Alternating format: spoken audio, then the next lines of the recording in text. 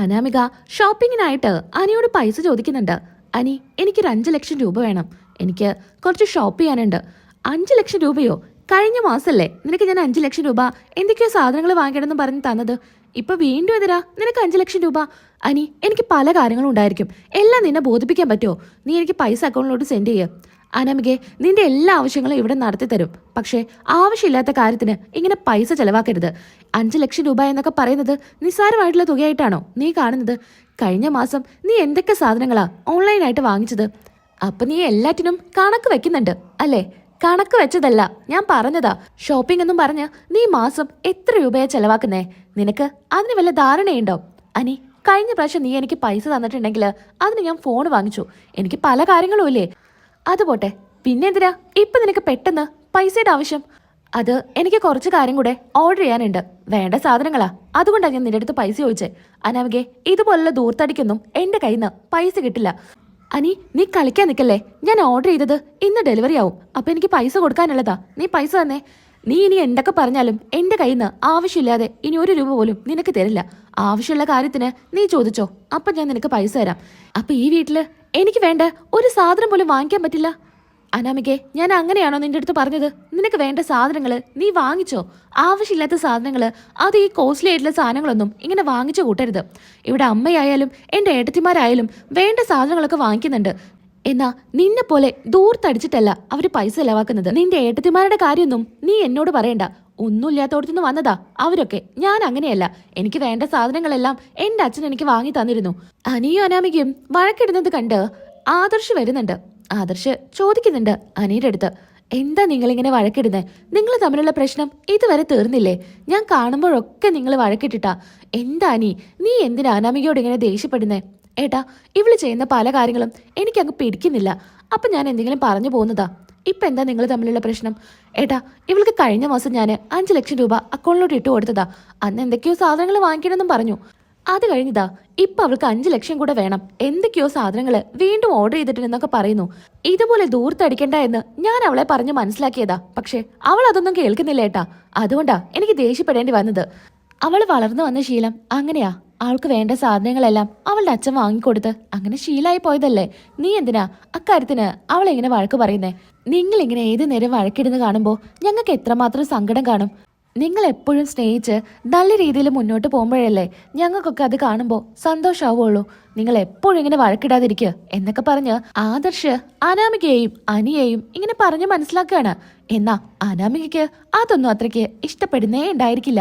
അങ്ങനെ ആദർശ് അനിയുടെ അടുത്ത് പറയുന്നുണ്ട്, ഇപ്പൊ എന്താ പ്രശ്നം? അവൾക്ക് പൈസ വേണം. നീ എത്ര പൈസയാണെച്ചാ അവൾ അക്കൗണ്ടിലോട്ട് ഇട്ട് കൊടുക്ക്. ശരി ഏട്ടാ എന്ന് അനി പറയുന്നുണ്ട്. ആദർശ് അങ്ങനെ അവിടെ നിന്ന് പോവാണ്. പിന്നീടാണെങ്കിൽ അനാമിക ദേഷ്യത്തോടെ അനിയുടെ അടുത്തോട്ട് ചെല്ലുന്നുണ്ട്. നീ അപ്പോ നിന്റെ ഏട്ടൻ പറഞ്ഞ കേക്കും.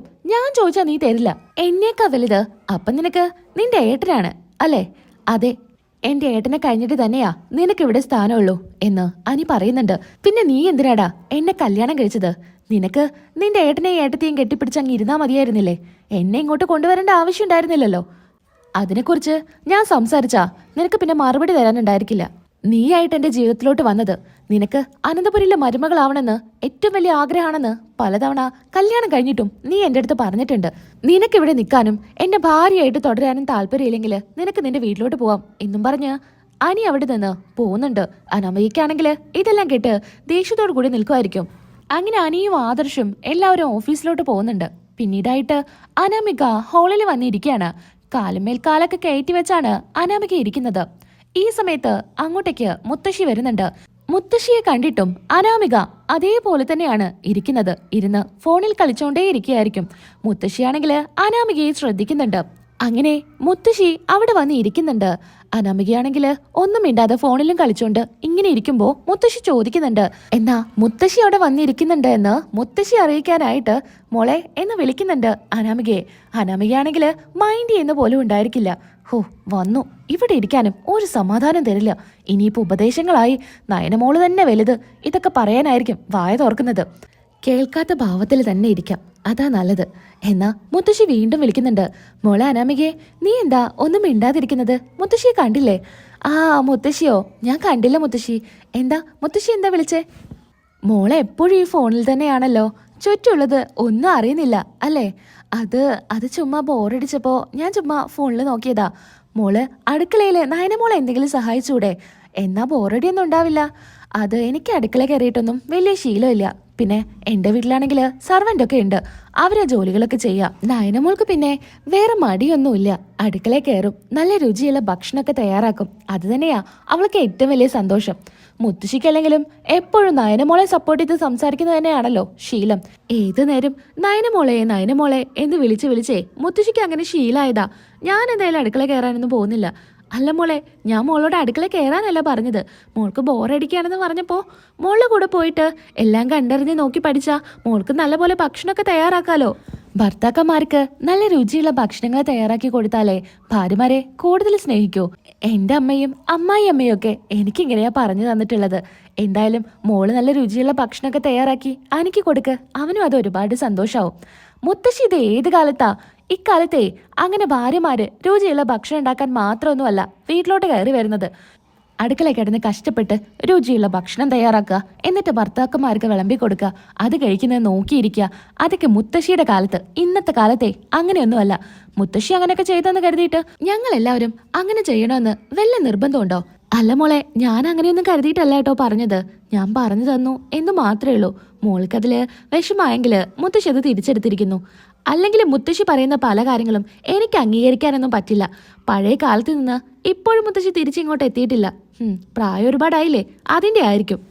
കുഴിയിലോട്ട് കാലു നീട്ടി ഇരിക്കുകയാണെങ്കിലും ഉപദേശത്തിന് ഒരു കുറവുമില്ല, അല്ല മുത്തശ്ശി എന്ന് അനാമിക പറയുന്നുണ്ട്.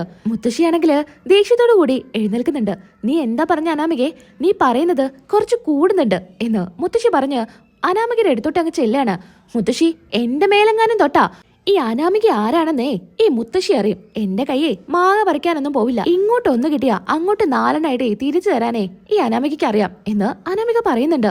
ഇത് കേട്ട് അനാമികയെന്ന് ഉറക്കെ വിളിക്കുന്നുണ്ട് ദേവയാനി. അങ്ങനെ ദേവയാനി ദേഷ്യത്തോടു കൂടി വരുന്നുണ്ട്. ഈ സമയത്ത് നമ്മുടെ അനാമിക ഒന്ന് പേടിക്കുന്നുണ്ട് കേട്ടോ. പറയാനുള്ളതൊക്കെ പറയുകയും ചെയ്തു. പെട്ടെന്ന് ദേവയാനി വരുമല്ലേ. നീ എന്തടി അമ്മയോട് പറഞ്ഞത്? അത് പിന്നെ വല്യമ്മേ, ഞാനൊന്നും പറഞ്ഞിട്ടില്ല. മുത്തശ്ശി ഞാൻ എന്തോ തമാശ പറഞ്ഞപ്പോ എന്നെ തല്ലാനായിട്ട് വന്നതാ. ഹോ, മുത്തശ്ശി എന്ത് തമാശ പറഞ്ഞെന്ന്? നീ കള്ളം പറയണ്ട. നീ പറഞ്ഞതെല്ലാം ഞാനിവിടെ കേട്ട് നിൽക്കുമായിരുന്നു. നീ ഇനി കൂടുതൽ ഉരുണ്ട് കളിക്കാൻ നിൽക്കണ്ട. മുത്തശ്ശി നിന്നെ നല്ല കാര്യങ്ങൾ മാത്രമേ പറഞ്ഞു തരൂവെന്ന് എനിക്ക് നന്നായിട്ട് അറിയാം. ഞാൻ ഒരുപാട് കാലമായി അമ്മയുടെ കൂടെ ജീവിക്കാൻ തുടങ്ങിയിട്ട്. ഞാൻ ഇന്നേ വരെ അമ്മയെ എതിർത്ത് ഒരു കാര്യവും പറഞ്ഞിട്ടില്ല. നീ എന്തൊക്കെയാ അമ്മയുടെ മുഖത്ത് നോക്കി പറഞ്ഞത്? അമ്മയ്ക്ക് നേരെ കൈ ഉയർത്താനൊക്കെ നീ ആയോ? അത് വല്യമ്മേ, ഈ മുത്തശ്ശി അങ്ങനെയൊക്കെ പറഞ്ഞപ്പോ എനിക്ക് പെട്ടെന്ന് ദേഷ്യം വന്നതാ. നിനക്ക് ദേഷ്യം വരാനോ? മുതിർന്ന ആൾക്കാര് പലതും പറയും എന്ന് കരുതിയിട്ട് അവര് തല്ലു എന്നൊക്കെ പറയാൻ പാടോ? അനാമികെ, നിന്റെ എല്ലാ ശീലങ്ങളും ഞാൻ വളം വെച്ച് തരുമെന്ന് നീ കരുതണ്ട. നിന്റെ അച്ഛനും അമ്മയൊക്കെ നിന്നെ ഇങ്ങനെയാണോ വളർത്തി വലുതാക്കിയത്? ഇങ്ങനെ മുതിർന്നവരോട് ബഹുമാനമില്ലാതെ സംസാരിക്കാനാണോ പഠിപ്പിച്ചിരിക്കുന്നത് എന്നൊക്കെ ദേവിയാനി ചോദിക്കാനാ. ഈ സമയത്താണെങ്കിൽ ദേവിയാനി ദേഷ്യത്തോടു കൂടിയായിരിക്കും നിൽക്കുന്നുണ്ടായിരിക്കാം. വല്യമ്മേന്റെ സംസാരം കേട്ടാ തോന്നുമല്ലോ ഞാൻ മുത്തശ്ശിയെ തല്ലിയെന്ന്. ഞാൻ അങ്ങനെ പറഞ്ഞിട്ടല്ലേ ഉള്ളൂ, തല്ലിയിട്ടൊന്നും ഇല്ലല്ലോ. പിന്നെ ഇത് കൂടുതലൊന്നും പറയേണ്ട ആവശ്യമില്ല എന്ന് അനാമികയും പറയാണ്. ഇത് കേട്ട് ദേവയാനിക്ക് അങ്ങ് ദേഷ്യം വരുന്നുണ്ട്. ദേവയാനി ആങ്ങി അനാമികയ്ക്ക് ഒരെണ്ണം കൊടുക്കുന്നുണ്ട്. ഇപ്പോ ഞാൻ പറയല്ലേ ചെയ്തത്, നിന്നെ തല്ലോ ചെയ്തത്. മനസ്സിലായല്ലോ? ഇനി മേലാല് അമ്മയുടെ നേർക്ക് നിന്ന് നീ കൈ ചൂണ്ടി സംസാരിച്ച നിന്റെ കൈ ഞാൻ ആർക്കും. ഇക്കാര്യം മുത്തശ്ശനോ ജയേട്ടനോ അജയേട്ടനോ ആദർശം അറിഞ്ഞിരുന്നെങ്കിൽ നിന്നെ ഇങ്ങനെ ആയിരിക്കില്ല, വെറുതെ വിടില്ല എന്ന് ദേവയാനി പറയുന്നുണ്ട്. അനാമിക കരഞ്ഞുകൊണ്ട് ഉള്ളിലോട്ട് പോകുന്നുണ്ട്. അമ്മേ, അമ്മ വിഷമിക്കണ്ട. എനിക്ക് വിഷമമൊന്നുമില്ല. അവള് ചെറിയ കുട്ടിയല്ലേ, അവൾ എന്തൊക്കെയോ പറഞ്ഞു. ഞാൻ അങ്ങനെ കരുതിയിട്ടുള്ളൂ. എന്തായാലും അവളുടെ ഈ ശീലങ്ങളെല്ലാം പതിയെ പതിയെ മാറ്റിയെടുക്കണം എന്ന് ദേവയാനിയും പറയുന്നുണ്ട്.